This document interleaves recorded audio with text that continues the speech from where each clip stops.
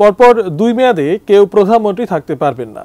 সংবিধানে এমন বিধান করার দাবি জানিয়ে বিএনপির ভারপ্রাপ্ত চেয়ারম্যান বলেছেন, আর কাউকে স্বৈরাচার হবার সুযোগ দেয়া হবে না। এদিকে বিএনপির 46তম প্রতিষ্ঠাবার্ষিকীতে দেশবাসীকে শুভেচ্ছা জানিয়ে তিনি শক্তি কিংবা ভয় দেখিয়ে নয়, বরং ইনসাফ ও উদারতা দিয়ে মানুষের মন জয় করার আহ্বান জানান। 5 আগস্ট স্বৈরাচার মুক্ত হয়েছে দেশ। ছাত্র জনতার আকাঙ্ক্ষার বিজয়ের এই সন্ধিক্ষণে 46তম প্রতিষ্ঠাবার্ষিকী পালন করছে বিএনপি।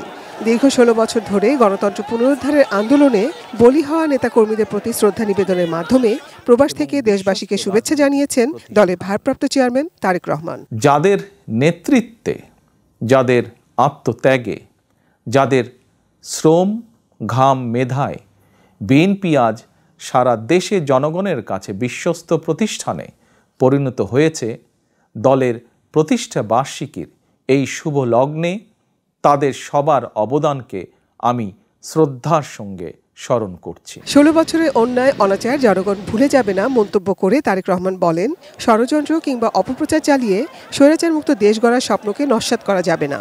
দেশে যাতে স্বৈরতন্ত্র ফিরে না আসে তা নিশ্চিত করতে পরপর 2 মেয়াদে প্রধানমন্ত্রী না থাকার বিধান করতে হবে।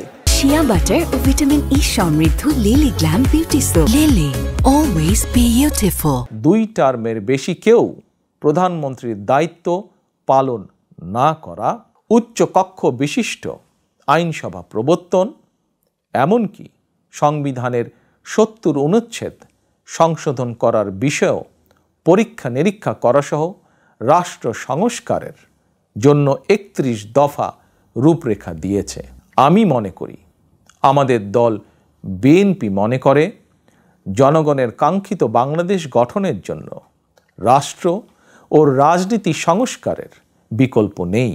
পিলখানা হত্যাকাণ্ড, শাপলা চত্বর থেকে শুরু করে 24-এর গণহত্যা, এসব গুম হত্যার স্মৃতিস্মারক হিসেবে গণভবনকে জাদুঘর বানানোর দাবি উঠেছে বলে জানান তারেক রহমান। গণভবন বর্তমানে স্বৈরাচার হাসিনার দুর্নীতি, দুঃশাসন, অনাচার, অপকর্মের প্রতীক। ইতিমধ্যেই বিভিন্ন মহল থেকে এই গণভবনকে গুম, খুন, অপহরণ এবং গণহত্যার মিউজিয়াম হিসাবে প্রতিষ্ঠার দাবি উঠেছে। বন্যায় ক্ষতিগ্রস্তদের পাশে থাকার নির্দেশনা দেন ভারপ্রাপ্ত চেয়ারম্যান। একই সঙ্গে গণতন্ত্র পুনরুদ্ধারের জন্য রাষ্ট্র সংস্কারের ক্রান্তিকালে নেতাকর্মীদের সংযত থাকারও পরামর্শ দিলেন তারেক রহমান। সাধ্য মতন বন্যার্তদের পাশে দাঁড়াতে বিএনপি প্রতিষ্ঠা বার্ষিকীর সকল কর্মসূচি বাতিল করেছে। আপনাদের প্রতি আমার স্পষ্ট বার্তা, শক্তি কিংবা ভয় দেখিয়ে নয়, বরং ইনসাফ এবং উদারতা দিয়ে মানুষের মনকে জয় করুন। জনগণের ভালোবাসা। এদিকে রাতে তৃণমূলের সাথে চলমান মতবিনিময় সভা ছিল কুমিল্লা ও ফরিদপুরের নেতাকর্মীদের সাথে। দৃশ্যমান ও অদৃশ্য প্রতিপক্ষের মোকাবেলায় সতর্ক থাকার পরামর্শ তারেক রহমানের। Nazia Afrin, ATN news, Dhaka.